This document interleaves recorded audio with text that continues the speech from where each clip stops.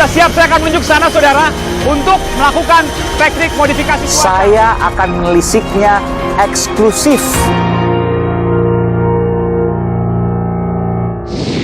Demi Allah, saya bersumpah bahwa saya akan setia kepada Negara Kesatuan Republik Indonesia.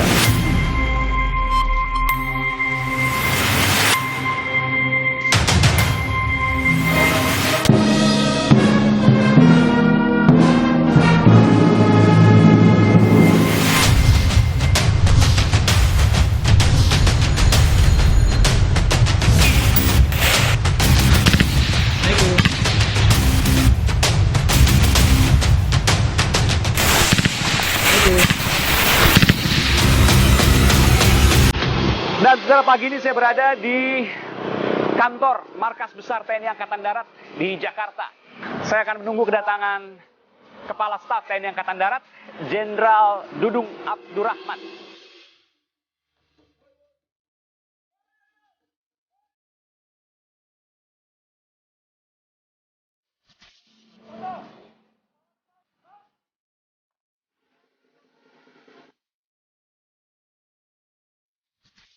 Kepala Staf TNI Angkatan Darat, Jenderal TNI Dudung Abdurrahman.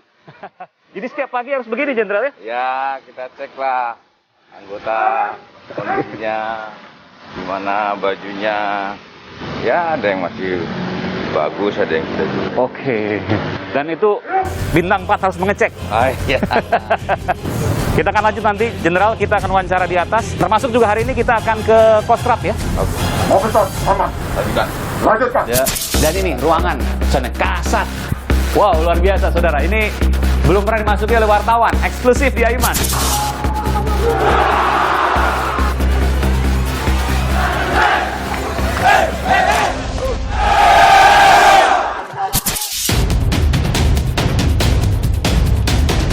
Beberapa waktu lalu sempat ada pernyataan dari mantan petinggi TNI, Jenderal Purnawirawan Gatot Nurmantio, menyatakan bahwa PKI telah merasuki tubuh TNI dengan alasan karena patung Pak Harto, Jenderal Ahana Sution, dan Jenderal Sarwoedi Wibowo itu kemudian hilang di Museum Kostrad.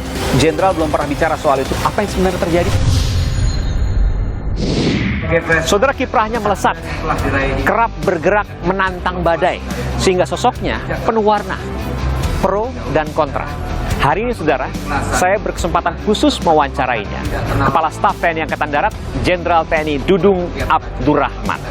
Saudara, ikuti saya akan mewawancarainya. Eksklusif di Aiman.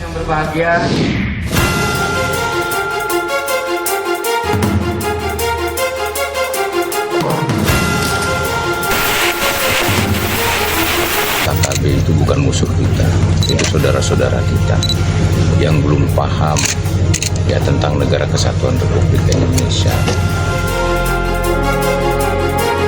Jangan coba-coba pokoknya. Jangan coba-coba. Kalau perlu FPI bubarkan aja itu.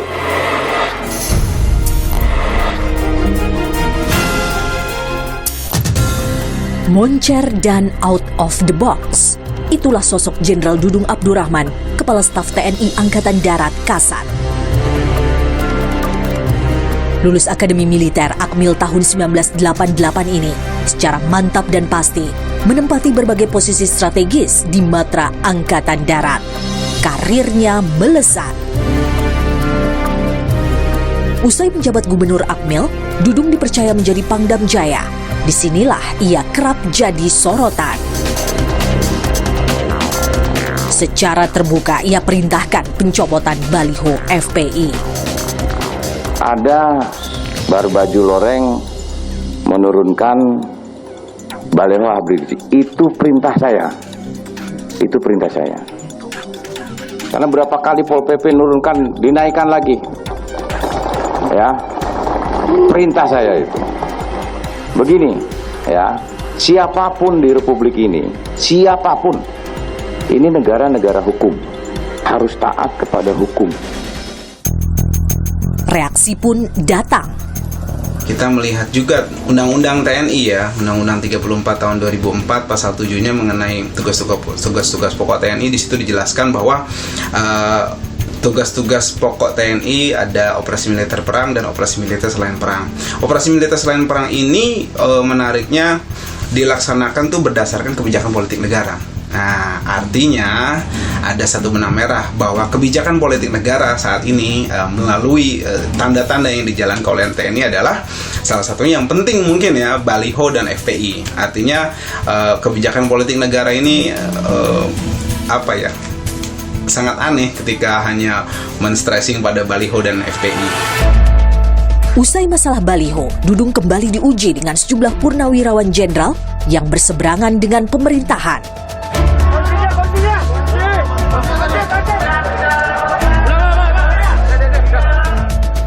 Awalnya mantan Panglima TNI Jenderal Purnawirawan Gatot Nurmantio yang juga Presidium Koalisi Aksi Menyelamatkan Indonesia Kami ingin lakukan aksi tabur bunga di Taman Makam Pahlawan Kalibata, Jakarta. Namun, kegiatan itu belum berizin. Hingga akhirnya terjadi perdebatan antara Gatot dan Komandan Kodim Dandim Jakarta Selatan, Kolonel Infanteri Ucu Yustiana. Ini di Makam Pahlawan ya. Anda punya sama semua prajurit ya. Bertanggung jawab kepada Tuhan Yang Maha Esa. Ya, siapa Anda bertanggung jawab kepada Tuhan Yang Maha Esa bahwa kami purnawirawan akan menghormati pahlawan-pahlawan yang terulang ke-30 DKI. Mungkin Bapak, kami tadi juga pagi dari Kodam juga melaksanakan dan 30 orang. Ya, sesuai dengan protokol yang sudah. Majen Dudung Abdurrahman Pangdam Jaya kala itu angkat bicara. Toleransi kami kepada para purnawirawan ini sudah sangat luas sekali, sehingga walaupun tidak ada izin dari Kementerian Sosial, tapi karena para purnawirawan ini adalah sesepuh-sesepuh kami juga yang selama ini sudah banyak berbakti untuk bangsa ini, maka kami persilahkan untuk ziarah, namun tetap menjaga protokol kesehatan dengan diatur masing-masing 30 orang. 6 bulan menjabat Pangdam Jaya, Dudung kemudian diangkat menjadi Panglima Komando Strategis Angkatan Darat Pangkostrat. Saat Presiden Joko Widodo menunjuk Jenderal Andika Perkasa sebagai Panglima TNI, nama Dudung pun santer terdengar akan menggantikan posisi Jenderal Andika sebagai Kepala Staf TNI Angkatan Darat. Benar saja, 17 November 2021, Dudung diangkat menjadi orang nomor 1 di TNI Angkatan Darat. Menjabat sebagai Kepala Staf TNI Angkatan Darat, Dudung menghadapi tantangan yang lebih kompleks. Konflik bersenjata menahun di Papua, salah satunya. 6 hari menjabat sebagai Kasat, Jenderal Dudung melakukan kunjungan kerja ke Papua. Di sana, Jenderal Bintang 4 ini memberikan arahan kepada personil TNI yang akan bertugas di wilayah rawan. Saya tekankan kepada seluruh anggota yang akan melaksanakan tugas bahwa KKB itu bukan musuh kita, itu saudara-saudara kita yang belum paham ya tentang Negara Kesatuan Republik Indonesia. Oleh karenanya, jangan sedikit pun kalian berpikir untuk membunuh mereka. Ya, kecuali kalau sangat terpaksa, kalau mereka yang memulai. Jenderal Dudung yang tak terbendung. Aiman berkesempatan mewawancarai Jenderal Dudung Abdurrahman eksklusif.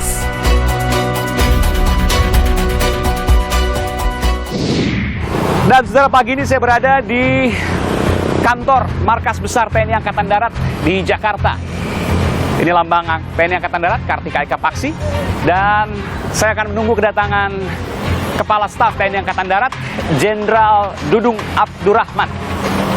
Sudah siap, pasukan sudah siap untuk kemudian menyambut secara militer yang merupakan tradisi dari penyambutan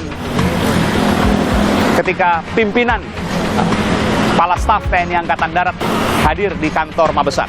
Dan saudara, ini memang biasa dilakukan ketika ada tamu kehormatan, termasuk juga ada Panglima TNI yang kemudian hadir di Markas Besar Angkatan Darat yang dinamakan sebagai jajar kehormatan.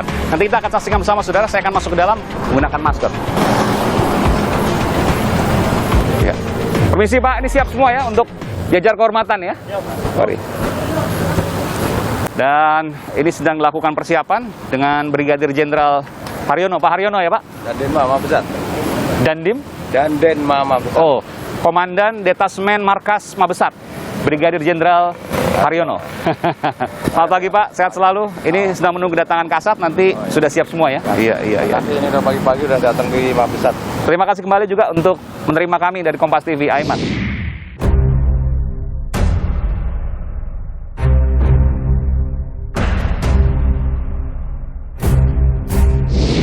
Dan saudara, Kasat Jenderal TNI Dudung Abdurrahman tiba. Kita akan lihat proses jajar kehormatan ini.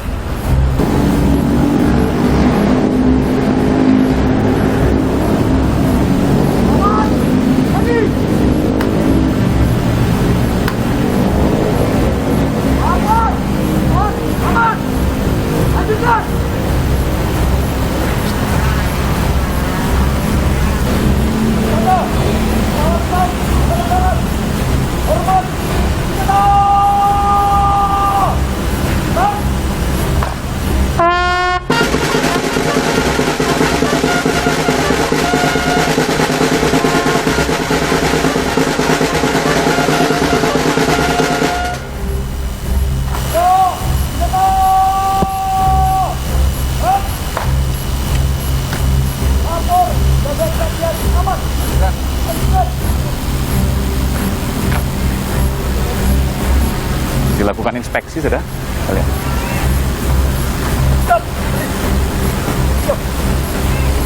Siap, pembagian. Siap. Siap, Li. Siap. Siap, Li. Selamat pagi, Jenderal. Oke. Kepala Staf TNI Angkatan Darat, Jenderal TNI Dudung Abdurrahman. Jadi setiap pagi harus begini, Jenderal ya? Ya, kita cek lah anggota kondisinya, gimana bajunya, rupanya ya ada yang masih bagus, ada yang sudah jelek. Oke. Jadi sampai baju harus diperhatikan. Dan itu bintang 4 harus mengecek. Iya. Jadi kalau kita mengambil satu keputusan dan kebijakan, libatkan eselon terdepan. Iya. Kita cek di depan, karena dampak dari keputusan dan kebijakan yang kita ambil, kita tahu dari mereka. Baik. Kita akan lanjut nanti, Jenderal. Kita akan wawancara di atas. Ada berbagai pertanyaan yang saya ingin tanyakan kepada Jenderal. Nanti kita lanjutkan. Termasuk juga hari ini kita akan ke Kostrad ya. Oke. Baik. Siap. Mabesat, aman. Lanjutkan. Lanjutkan. Dan saudara, saya sampai di ruangan sakral yang nggak banyak orang untuk bisa ke sini. Mungkin wartawan juga hampir nggak pernah ya Pak? Nggak pernah. Terima kasih Jenderal TNI Dudung Abdurrahman, Kepala Staf TNI Angkatan Darat. Pak, karena kita sudah PCR tes, jadi nggak buka Pak ya. Bismillah. Sehat selalu untuk kita, untuk bangsa Indonesia, dan juga untuk Angkatan Darat semua Pak ya. Ya, makasih. Kita akan masuk ke ruangan sakral kantor Kasat. Kita lihat seperti apa. Termasuk saya juga melihat nih Pak, ada bendera-bendera ini Pak. Ini bendera-bendera kesatuan di Angkatan Darat. Ini saya hafal ini ya, Kostrad, Kopassus ya. Betul. Ini apa Pak? Ini Kodiklat ini yang ini. Kodiklat. Oke. Ini Kodiklat. Ini Kodam IM. Kodam. Nanti Kodam kita satu berurut sampai ke sana. Oke. Ya. Oh ya. Dan ini semuanya di sini. Dan ini ruangan sana Kasat. Tapi nggak ada bintang 4 ya, biasanya ada bintang 4 ya Pak. Udah tahu sih. Udah tahu semua. Oke. Wow, luar biasa Saudara. Ini belum pernah dimasuki oleh wartawan, eksklusif di Aiman. Dianggap misalnya Bapak bergerak di luar tupoksi, soal KKB misalnya Pak. Bapak sempat mengatakan KKB adalah saudara. Lalu saya bacakan nih Pak, politisi Partai Gerindra, Fadlizon mengatakan bahwa orang yang berontak dengan senjata dianggap saudara, tapi orang yang mau berdoa dan reuni dimusuhi. Ya. Bagaimana Bapak mengomentari soal ini? Saya akan menelisiknya eksklusif. Saya akan menelisiknya eksklusif. Wow, luar biasa Saudara. Ini belum pernah dimasuki oleh wartawan, eksklusif di Aiman. Ini ada situation room ya. Ada kamera mungkin untuk zoom ya Pak ya? Ya. Untuk zoom. Ini TV, terima kasih Kompas TV. Lalu ini ada CCTV dan ini. Nah, ini saya boleh tahu nih Pak. Ini izin ya Pak? Boleh. Ini, waduh, Jenderal, Letjen, Maijen. Ini rahasia nggak nih? Ini komposisi personil. Oke. Sehingga kita tahu sekarang berapa persen, jenderalnya ya letjennya berapa persen, majennya, sehingga ini untuk penataan sistem Binkar. Oke, pembinaan karir. Pembinaan karir. Oke, bahkan dari jenderal sampai prajurit ada semua ini ya. Jadi misalnya Tamtama sekarang di tahun ini berapa persen, sehingga berapa yang harus kita rekrut, Bintara juga begitu sampai ke perwira, itu sistem karirnya bagaimana. Oke, Kasat harus mengetahui ini untuk kemudian ada jenjang karir. Betul. Jangan mentok misalnya, harus dipikirkan dari sini kemana. Misalnya katakanlah kolonelnya terlalu banyak, lalu kemana dan lain sebagainya. Betul, tapi tetap kita menggunakan assessment. Harus menggunakan penilaian. Penilaian kompetisi lah. Kalau yang nggak lulus ya sudah. Ya sudah. Stuck di situ saja. Kalah di kompetisi dia. Kalah di kompetisi. Dan ini adalah kebetulan ya, BNPB. Perkembangan situasi, kita harus melihat perkembangan situasi terkini. Oke, ini Bapak banjir. Ya, betul. Oke, ini karena operasi militer selain perang. Ya, ini daerah-daerah yang memungkinkan terjadi bencana banjir, gunung meletus dan sebagainya. Oh, ya. TNI Angkatan Darat juga mendapat informasi ini secara langsung. Ya, betul. Jadi sebelum diumumkan oleh pihak terkait, kita sudah tahu. Oke. Dan ini langsung terhubung dengan apa, Pak? Ya, dengan masing-masing kodam. Oh, masing-masing kodam. Oh, informasi langsung dari kodam ini ya? Kodam yang mencari informasi lewat intelijen mereka dan lain sebagainya. Ya. Luar biasa. Ada yang berbeda, saudara, di sini. Kalau di sini ada foto presiden dan wakil presiden, bendera merah putih dan juga bendera jabatan ya, Pak. Namanya apa, Pak? Bendera jabatan. Bendera jabatan bintang 4, betul. Di sini ada yang berbeda, saudara. Ada foto yang lain, saya mau tunjukkan. Ada Menteri Pertahanan, Pak Prabowo Subianto, dan Panglima TNI, Jenderal TNI Andika Perkasa. Di ruangan memang militer selalu seperti ini. Presiden, wakil presiden, Menhan, dan Panglima TNI. Betul. Ini ketentuannya seperti itu. Ketentuan seperti itu, Pak. Jadi ini bicara soal tadi pada waktu tes masuk jajar kehormatan, lalu dilihat pakaian dan lain sebagainya, karir dilihat juga, betul, jenjang karir, dan ini semua harus diketahui oleh pimpinan tertinggi Angkatan Darat. Apa tujuannya, Pak? Ya, biar kita bisa tahu pemetaan. Ya, sekarang misalnya bintang satunya sudah 2 tahun, 3 tahun, tentunya ada rotasi. Begitu juga yang letkol, kolonel, begitu juga yang tamtama. Berapa jumlahnya saat ini, tahun depan berapa harus direkrut. Tapi kan Bapak dapat laporan dari bawah, detil. Bapak tinggal lihat, nggak perlu lihat langsung. Ya, itu kan gambaran secara umumnya itu. Oke. Itu gambar. Kalau secara detailnya kan aspek laporan sama saya. Oh, jadi Bapak punya cek sendiri. Ya. Ini ada gambaran umum ya Bapak bisa lihat. Ya. Yang di bawah nanti laporan detail resminya Bapak lihat. Dicocokkan. Itu kan kondisi umumnya. Oh, kelebihan sekian, ada kekurangan sekian. Nanti aspek kan laporan. Apa sih yang paling Bapak pikirkan ketika Bapak kan dari Pangdam Jaya yang beberapa tahun lalu ya Pak, di setahun lalu karirnya melesat luar biasa. Jadi sering katakan Jenderal Dudung yang tak terbendung. Karena selain karirnya melesat, juga berani menantang badai. Gak banyak orang seperti Bapak. Tapi saya ingin tanyakan Pak, di antara seperti itu, apa yang paling membuat Bapak berpikir keras terkait dengan institusi Angkatan Darat? Ya, kalau menurut saya, ya jabatan itu kan amanah. Ya. Amanah dari Yang Maha Kuasa kalau menurut saya. Makanya saya sangat meyakini apa yang terjadi dalam diri saya ini, itu apa yang kita perbuat kepada orang lain. Apa yang kita alami hari ini juga, itu karena tergantung dari Yang Maha Kuasa. Tuhan. Karena Tuhan sudah memilih apa yang kita alami, tinggal kita bagaimana memilih apa yang harus kita lalui. Menjalankan apa yang betul, Tuhan amanatkan kepada kita. Bapak nggak pernah berpikir dari kecil sampai sekarang punya bintang 4 di Nggak pundak? pernah berpikir. Saya tukang koran dulunya. Loper koran? Iya. Jualan koran, Pak? Betul, jualan koran. Koran Kompas juga? Oh iya, Kompas. Sebelum saya jual, saya baca dulu Kompas, tajuk rencana itu. Yang umur berapa itu, Pak? Halaman 4, luar biasa. Umur 12 tahun lah. Kelas 1 SMP, 6 SD lah. Ya. Jadi 6 Sampai SD itu SMA itu. sampai SMA. Tajuk rencana dibaca terus tuh. Sebelum kita nganter masukin koran ditaruh di sepeda. Oh, pakai sepeda dulu? Kan Kompas tuh belakangan datangnya. Oh, paling belakang ya Paling dia? belakang karena dari Jakarta. Oh, Bapak di waktu itu? Dulu sambil tidur gini. Bapak waktu itu di mana? Di daerah mana? Di Bandung. Di Bandung. Oke. Oh, Kompas kalau di Jakarta belakangan. Baru Kompas datang. Terakhir saya Kompas datang, terus saya buka dulu.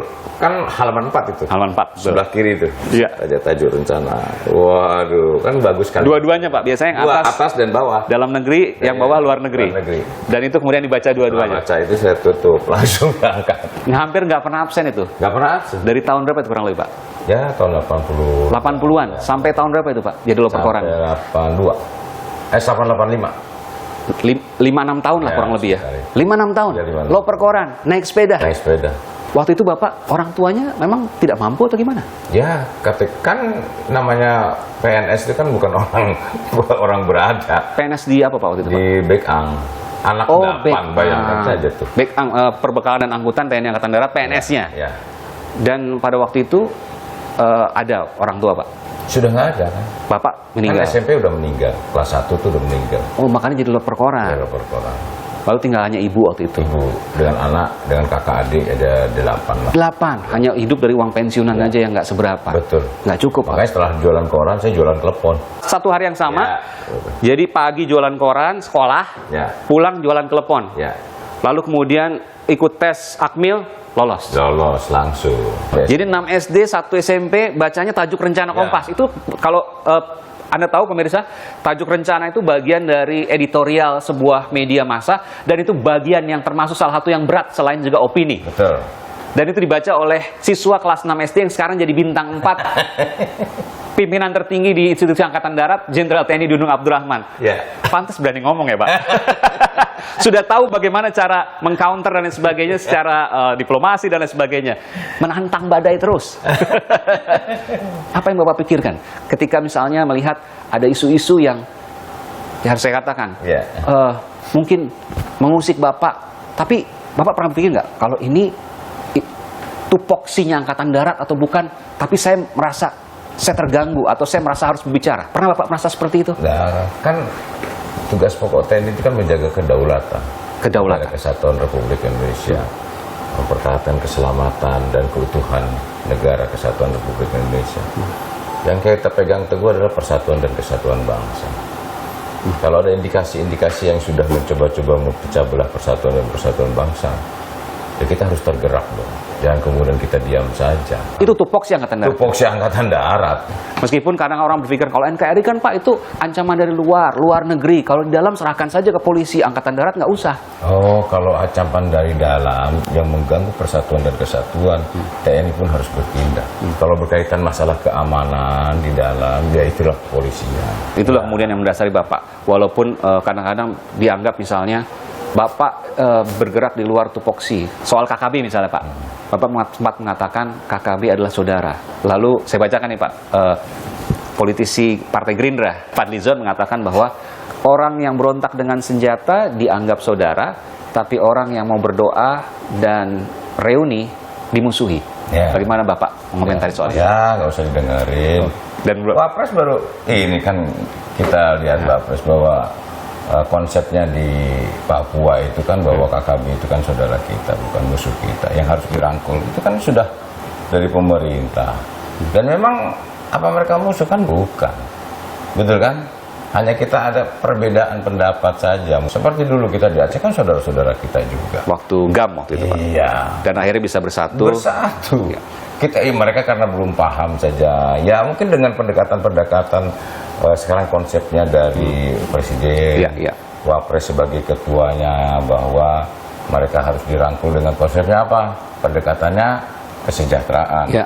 Makanya Angkatan Darat sekarang nanti dari perintah dari Panglima TNI, bagaimana sekarang pendekatannya adalah satuan-satuan teritorial itu dirapatkan dengan melakukan suatu kegiatan-kegiatan pembinaan teritorial. Jadi penanganan di Papua di bawah Bapak sebagai Kasat Kepala Staf TNI Angkatan Darat ya, di jajaran Bapak akan berbeda, mengedepankan dialog. Nah, ini konsepnya berbeda.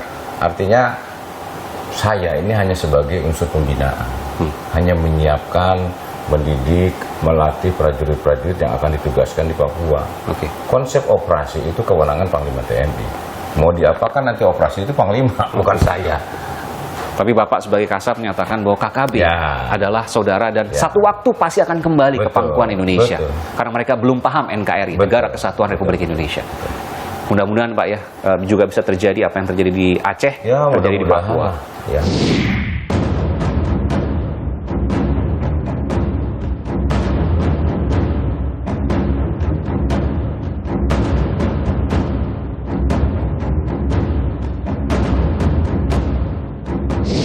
Pak, dari sini kabarnya kita akan menuju ke Kostrad Ya.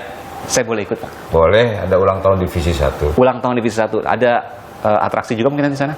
Ya, saya belum lihat karena belum tahu, Mas. surprise nanti bagi kita. Surprise. Oh, jadi Kasat nggak pernah dikasih tahu nih kalau di sana ada apa? Tahu. Kebetulan kan saya masih status saya juga, beliau masih menganggap saya kan Pangkostrat. Pangkostrat. Belum ada pengganti.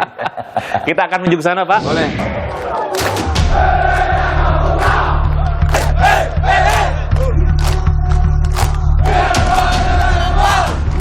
Beberapa waktu lalu sempat ada pernyataan, ya saya sebutkan, dari mantan petinggi TNI, Jenderal Purnawirawan Gatot Nurmantio menyatakan bahwa PKI telah merasuki tubuh TNI dengan alasan karena patung Pak Harto, Jenderal Aha Nasution dan Jenderal Sarwoedi Wibowo itu kemudian hilang di Museum Kostrad.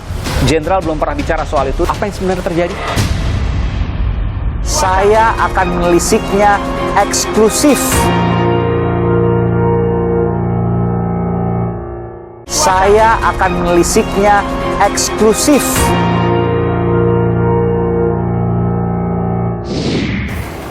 Wah, ganti seragam, Pak.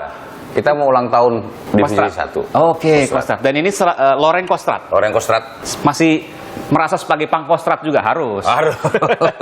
Nggak boleh lepas itu. Kostrad kan di bawah kita juga. Betul. Dan Pangkostratnya belum ganti. Pangkostratnya belum ganti. Belum ada sekarang ya? Belum ada. Oke. Jadi menunggu nanti Pangkostrat yang baru. Sekarang Kasat merangkap sebagai Pangkostrat. Kita menuju ke sana, Pak, ke Cilodong, boleh. Depok, Jawa Barat ya. Oke.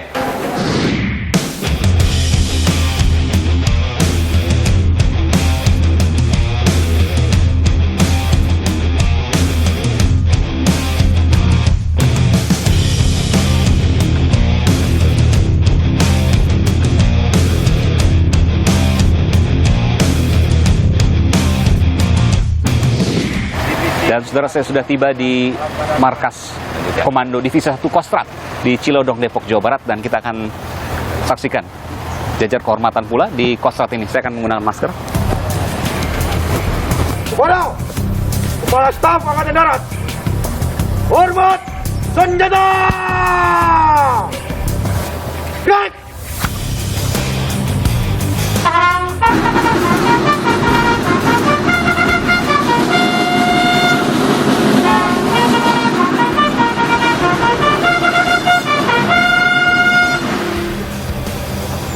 Tegak! Senjata! Gerak! Lapor! Jangan sendirian! Aman! Lanjutkan. Lanjutkan! Baru saja selesai jajar kehormatan, saudara. Saya akan terus menuju ke dalam di Divisi 1 Kostrad.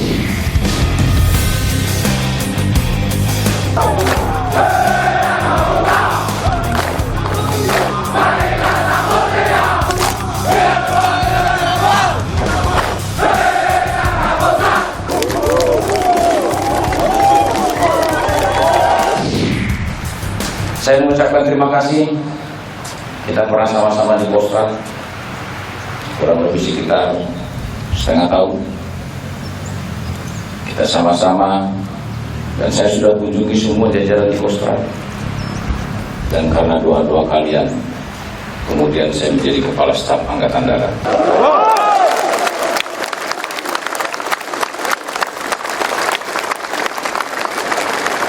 Kalian harus bangga itu, ya, harus bangga. Kalian harus bangga sebagai prajurit. Kalian harus pandai-pandai bersyukur dan tingkatkan profesionalisme. Nanti saya hidupkan lagi koperasi, ya, biar kalian kalau kejepit sedikit.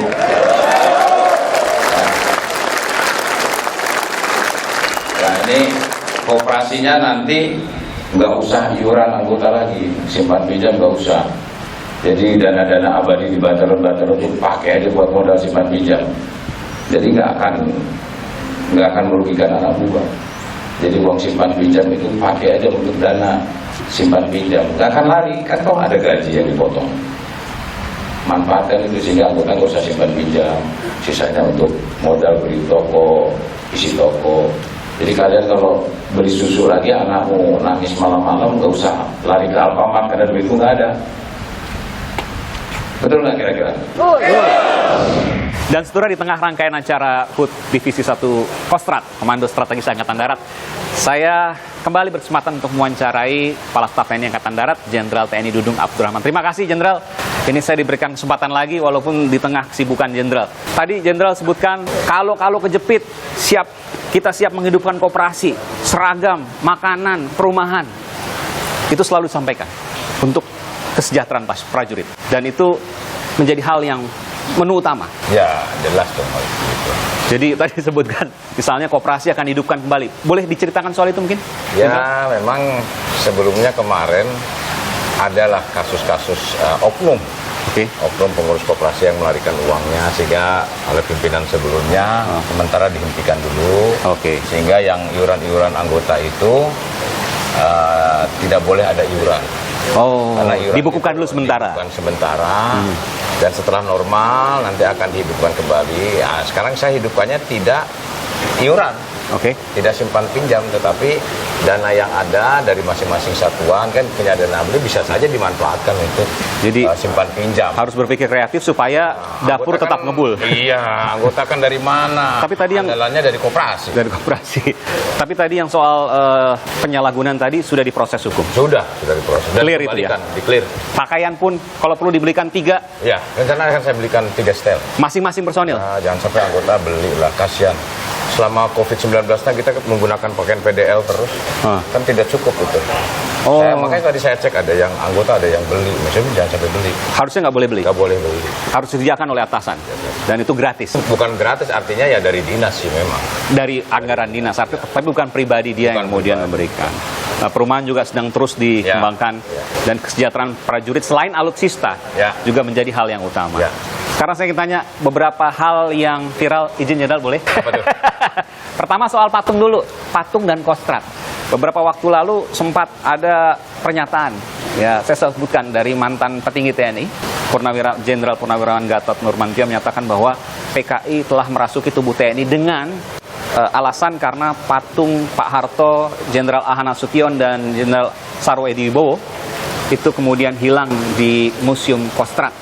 Sehingga dikatakan bahwa PKI sudah masuk atau merasuk ke tubuh TNI. Jenderal belum pernah bicara soal itu, yang waktu pada saat itu yang menjelaskan adalah Kapten Kostrad. Apa yang sebenarnya terjadi? Ya, ini sebetulnya masa lalu, Mas. Saya paling tidak mau mengulas-ulas masa lalu. Tapi oke lah. Ini kan berawal dari ada mantan Pangkostrad. Datang ke tempat saya ditemani oleh mantan Danjunnya Brigjen Yosef. Datang ke tempat saya, Pak Dudung, saya ini mantan Pangkostrad yang ke-34. Waktu saya jadi Pangkostrad, saya membuat patung. Ya, patung itu ada patung Soeharto, ada patung Pak Sarwoedi, ada patung Pak Nasution. Setelah saya pensiun rupanya, saya mendalami agama bahwa seorang muslim itu tidak boleh membuat patung. Kata mantan Pangkostrad itu. Mantan Pangkostrad. Pak, siapa namanya? Saya lupa. Pak Aye Nasution. Pak Aye Nasution. Legend TNI Purnawirawan Aye Nasution. Iya. Tidak boleh. Saya bilang, Pak, nanti dulu saya bukan dulunya dari Kostrad. Saya panggil ada Kas Kostrad, ada Ir Kostrad yang lama di Kostrad. Coba panggil, klarifikasi betul nggak? Betul rupanya. Tapi kata Kas Kostrad memang beliau yang buat. Saya bilang oke lah kalau memang beliau yang minta, karena mintanya karena secara pribadi dan buat patungnya juga pribadi. Bukan dinas. Jadi kantong pribadi dari Pak Aye Nasution waktu itu. Kan bukan dinas. Dan dia merasa berdosa. Dan sebelumnya juga belum ada patung. Itu kan tahun 2011 ada patungnya. Museum itu museum internal Kostrad. Tidak dibuka oleh umum, dan itu didirikannya sudah berapa tahun yang lalu. Jadi murni Pak Aye yang membangun, lalu Pak Aye kemudian menarik kembali tahun 2021 ya. Ya, 2021. Saya bilang silakan aja, kalau memang saran staf demikian silakan, nanti institusi kita buat lagi nggak masalah. Diambillah patung gitu, dimusnahkan sama beliau. Itu bulan Agustus. Kenapa ramainya bulan September? Nah, kemudian rame lah. Saya sampaikan Pak Aye, Bapak tanggung jawab. Bapak yang minta, Bapak yang telepon beliau. Akhirnya ditelepon lah sama beliau. Pak Gatot, Pak Aye bahwa itu memang permintaannya bukan dari Kostrad. Jadi bukan saya yang menghilangkan patung itu. Ini pernyataan pertama dari Jenderal Dudung nih, untuk duduk masalah apa yang terjadi sesungguhnya. Termasuk juga soal hal-hal yang viral. Bapak dianggap bicara soal hal-hal yang di luar kemampuan Bapak, diantaranya pada waktu Bapak mengadakan tausiah subuh di Papua. Belajar agama jangan terlalu dalam. Bapak menyatakan seperti itu Pak ya. Bahkan sampai kemudian pimpinan MUI menyatakan Bapak fokus saja di tupoksinya, tugas pokok dan fungsi pertahanan negara. Nggak usah jauh-jauh. Komentar Bapak. Saya akan melisiknya eksklusif. Saya akan melisiknya eksklusif.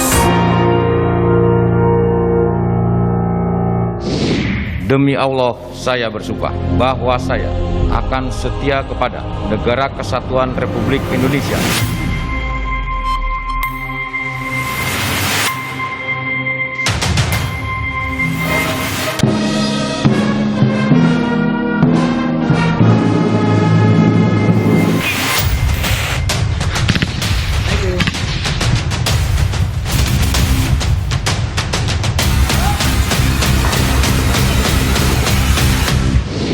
Mbak, termasuk juga soal hal-hal yang viral. Bapak dianggap bicara soal hal-hal yang di luar kemampuan Bapak, diantaranya pada waktu Bapak mengadakan tausiah subuh di Papua. Belajar agama jangan terlalu dalam. Bapak menyatakan seperti itu Pak ya. Bahkan sampai kemudian pimpinan MUI menyatakan Bapak fokus saja di tupoksinya, tugas pokok dan fungsi pertahanan negara. Nggak usah jauh-jauh. Komentar Bapak. Saya kan kalau kunjungan ke daerah-daerah itu, saya kan memberikan kultum.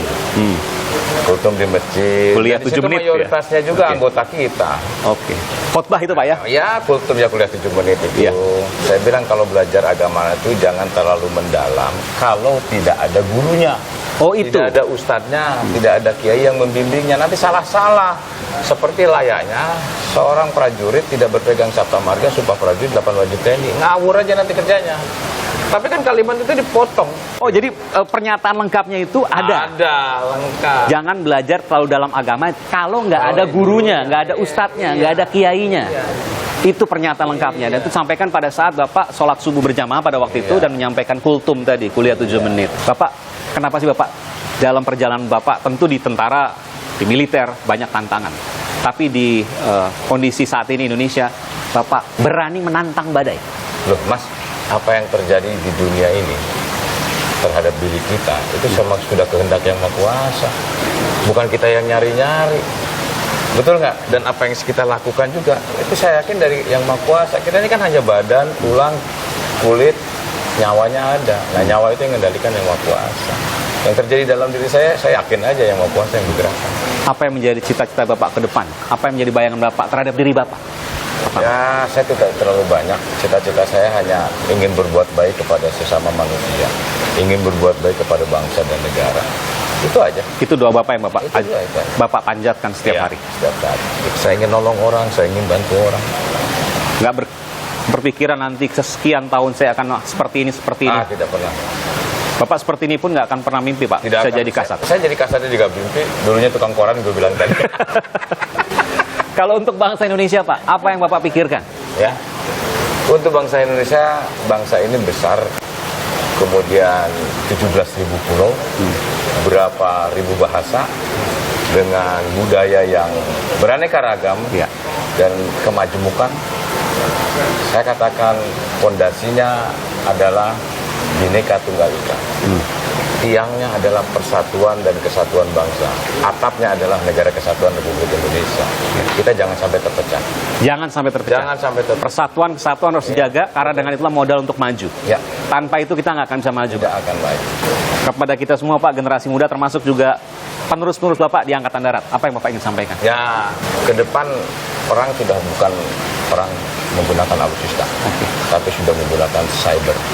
Oleh karenanya kan saya sebagai kasat sekarang titik berat adalah bagaimana peningkatan teknologi, bagaimana materi-materi pelajaran kita ajarkan kepada mereka untuk menghadapi tantangan ke depan.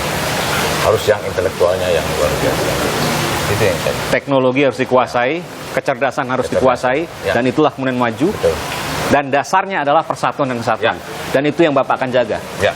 Angkatan Darat bukan hanya soal bicara militer, bukan hanya bicara soal perang, tapi ketika ada persatuan dan kesatuan diganggu, dirongrong, kita harus hadir di tengah-tengah mereka. Luar biasa.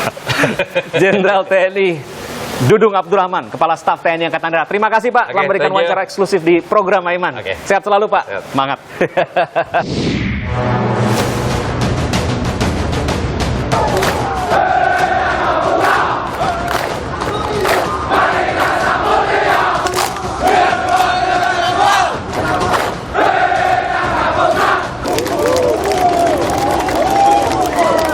Saya akan menelisiknya eksklusif. Saya akan menelisiknya eksklusif. Saudara, kerap bergerak menantang badai dengan segala konsekuensi dan juga memunculkan warna pro dan kontra. Menarik untuk mencermati kiprah Kepala Staf TNI Angkatan Darat, Jenderal TNI Dudung Abdurrahman. Bagaimana informasinya berikut kami hadirkan.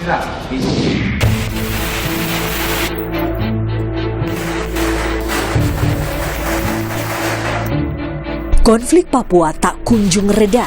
Baru-baru ini, 2 anggota TNI kembali menjadi korban usai terlibat kontak tembak dengan kelompok kriminal bersenjata, KKB. 1 di antaranya tewas.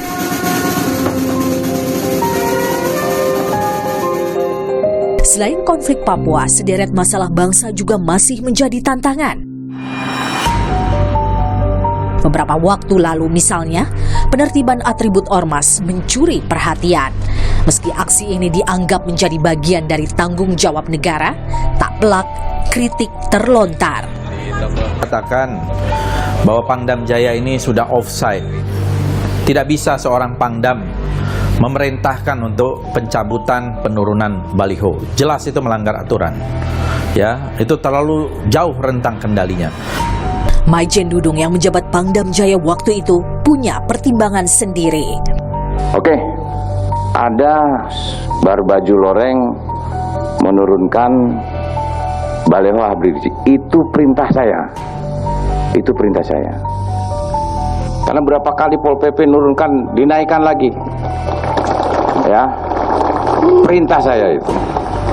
Begini, ya, kalau siapapun di Republik ini, siapapun, ini negara-negara hukum. Ini negara-negara hukum. Harus taat kepada hukum. Ya kalau masang baleho itu udah jelas ada aturannya. Ada bayar pajaknya. Tempatnya juga sudah ditentukan. Jangan seenaknya sendiri.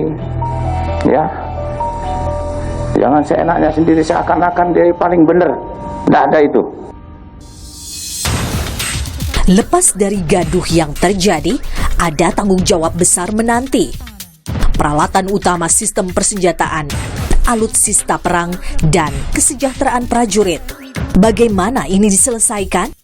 Ada pesan dari Bapak Presiden bahwa segala bentuk apapun dari TNI Angkatan Darat harus membantu pemerintah di dalam melaksanakan programnya. Kami TNI Angkatan Darat siap membantu pemerintah demi kesejahteraan masyarakat dan seluruh rakyat Indonesia. Dan pesan berikutnya adalah bagaimana meningkatkan kesejahteraan prajurit, karena prajurit yang lebih utama.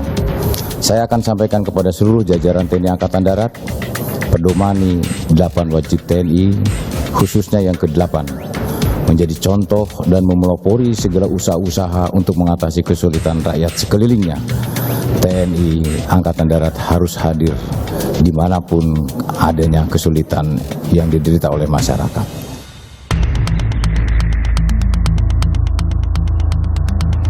Tugas pertahanan dan keamanan negara, termasuk tanggung jawab atas personil militer terlatih, bukanlah hal mudah.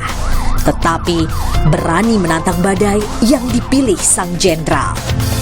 Meski selalu ada konsekuensi dari setiap tindakan, bukankah hidup adalah soal pilihan?